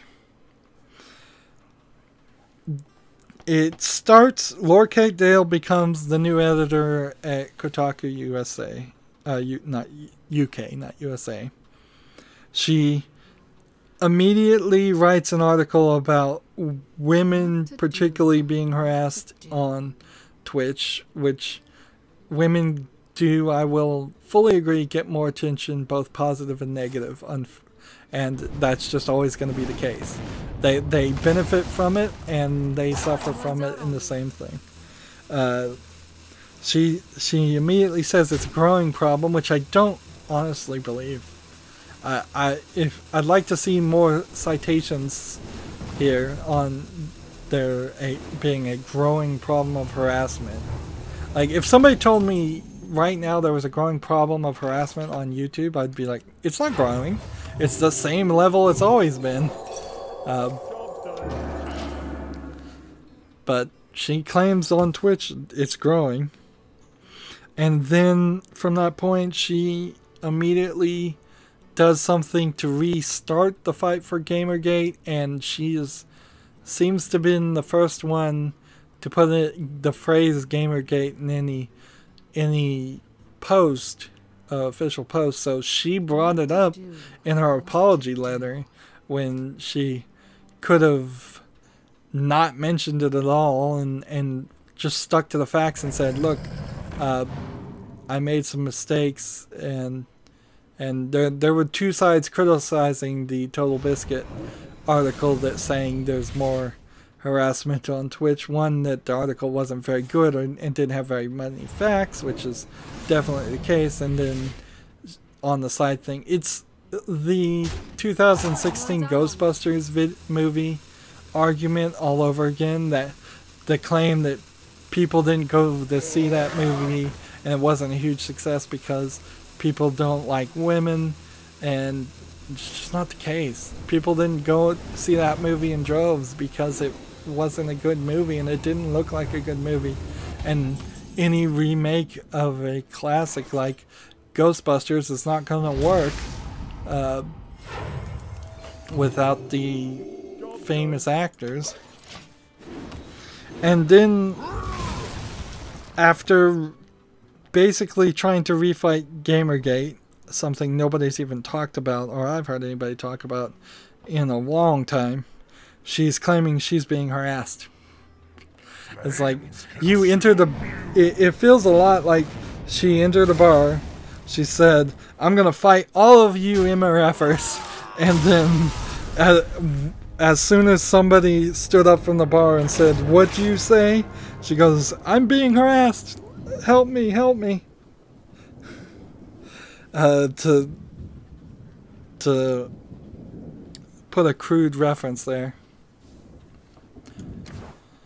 My suggestion to Kotaku UK and Kotaku in general, man, one more priest card, darn it would be either retrain her if she can be retrained so she can actually write articles and be a good editor. But, I mean, the editor is pretty much the person in charge, so she's going to drive the whole direction of your web page, and she's already immediately driven it into a bad place.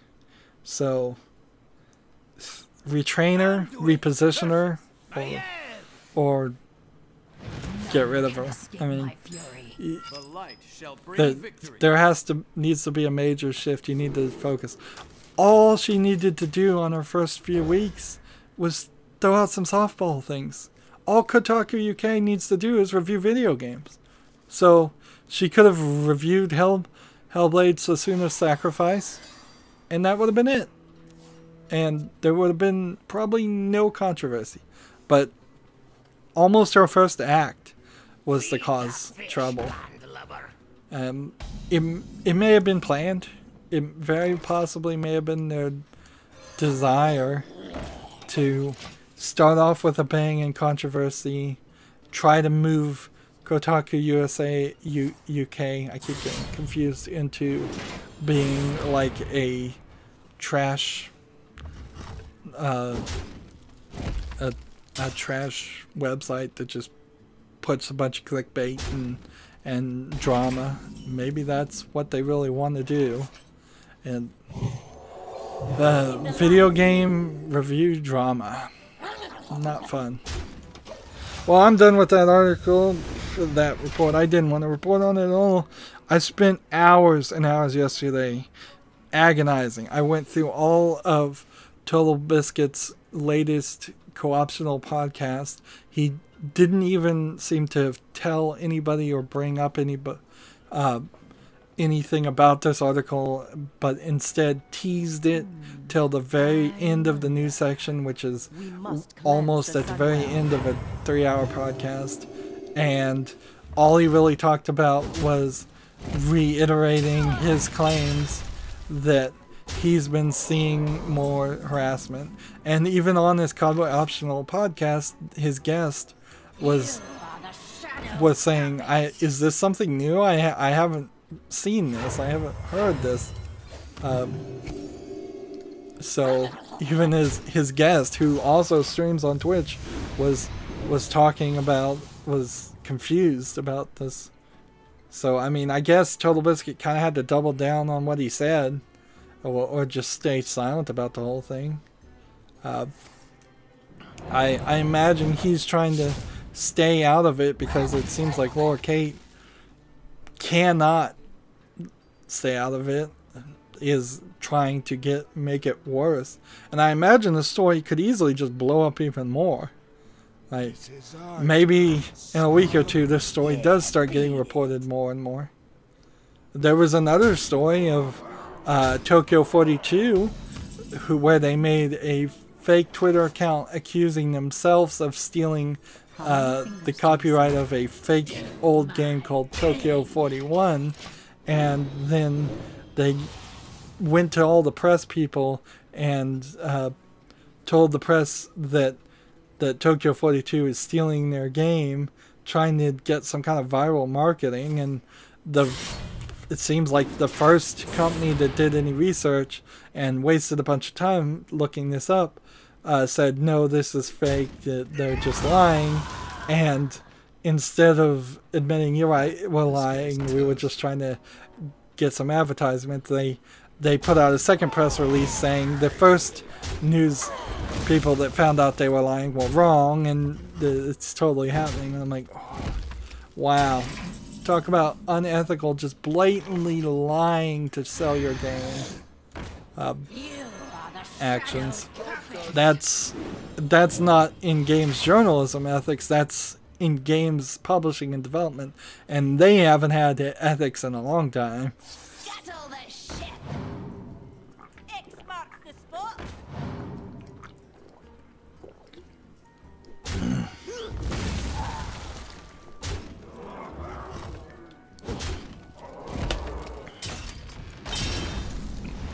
So, at this point, about 2 hours into gameplay, I have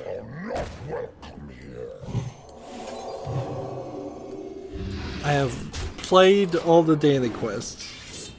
My Nightbot chat app is not working at all, so I don't know what would happen. Let's see.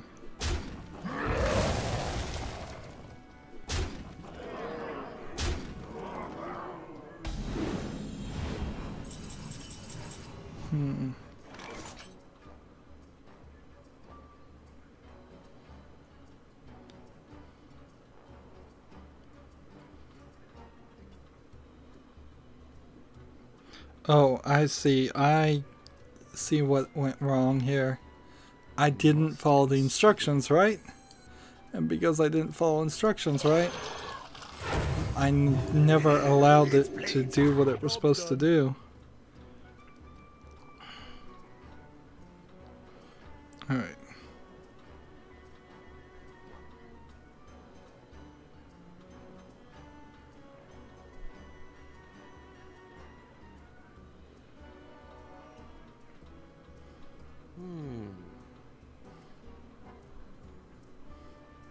Must choose quickly.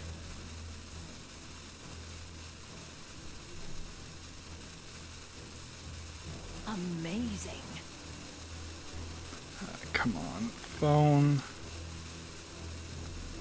You incur my wrath.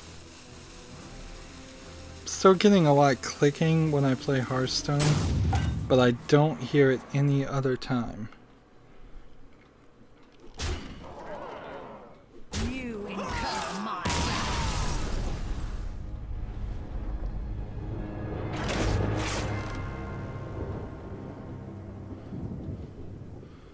So, we're done here. And I can play one ranked game, I feel, and then I probably need to move on. Rank standard 19 with my Murlocs. I just want to kind of show what I've been doing on the few times.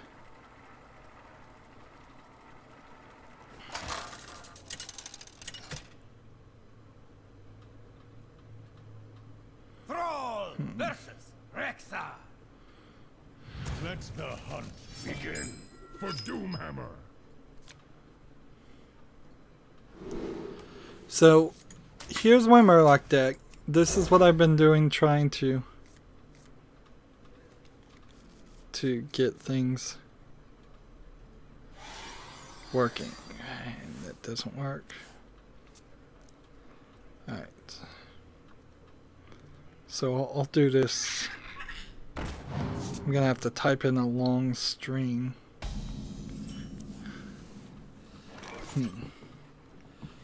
So you play this quest to summon Megafin, and then you play a bunch of Murlocs, and it wins pretty well. You can see it's a 12 to 11 win ratio, and that gives you 52% win. This is also a rather high number of games for me to have played, particularly since it hasn't even been a month. Normally, I wouldn't be that high, particularly since I've set it to not count when playing friends to do daily quests, and I don't believe it's even set to count standard anymore. So when I'm playing ranked now, for the first time, for me at least, I am actually focusing on winning and not really talking or doing anything else. And I actually do win on rare occasions. Let's see.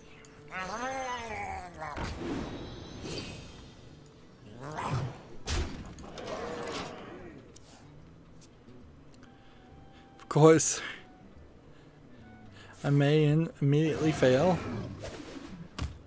That is always a possibility. Murlocs you can pretty much trade like beasts. Particularly in this instance.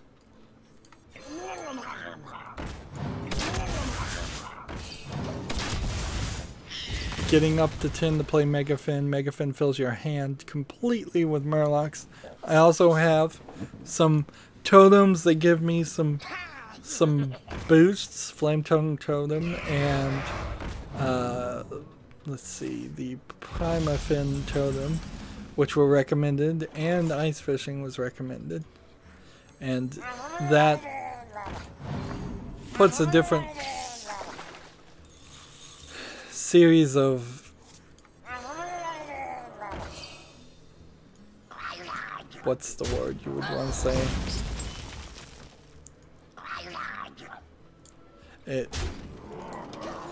It puts a couple different extra options in here instead of just being 100% Murlocs. And people told me and people taught me, so I'm listening to them to do that. Lightning Storm, for example, right now would be pretty good. I have this Al-Akar of the Wind Lord. It's a kind of like a Reno Jackson victory at the end.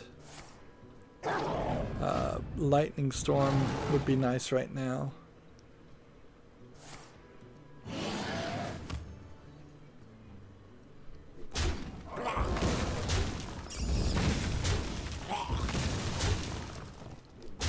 I only need one more of these though. So we play this.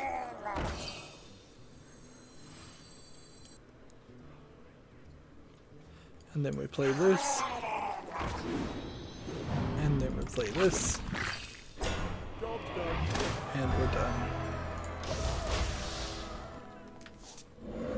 And we have Megafin.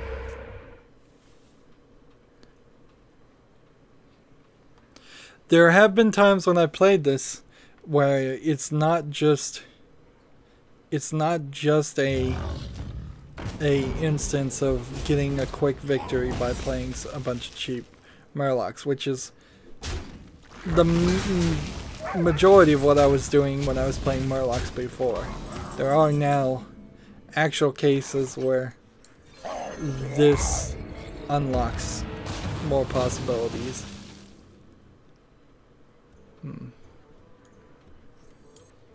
Let's go ahead and play a charge. Get rid of that guy.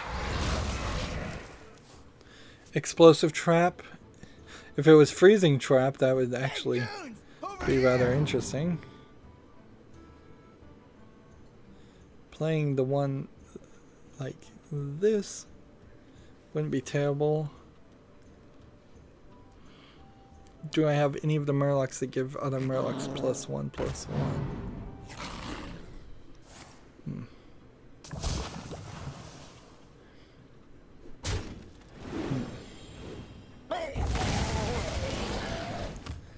Alright. Start with this.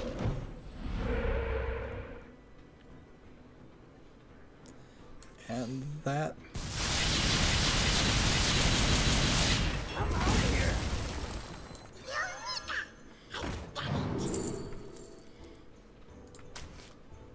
And play that. There we go. So a lot more back and forth in this mid and late game that you wouldn't have. I wasn't experienced that before. This would have been a scenario where I was just guaranteed to lose.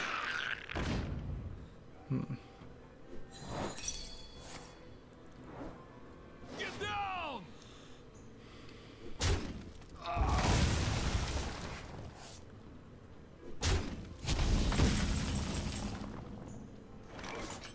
Summon 4 Murlocs.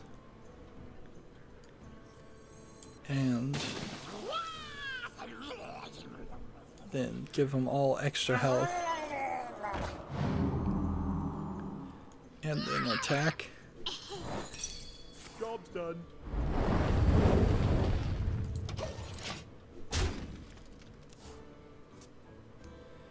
So I defeated his explosive trap, or at least struggled with it.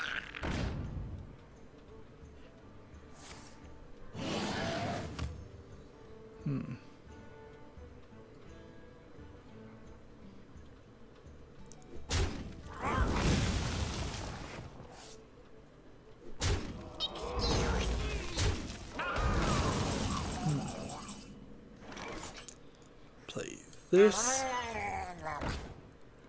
And that. and that, and some other things, and he realized he was going to lose, and he conceded, and that happens pretty well.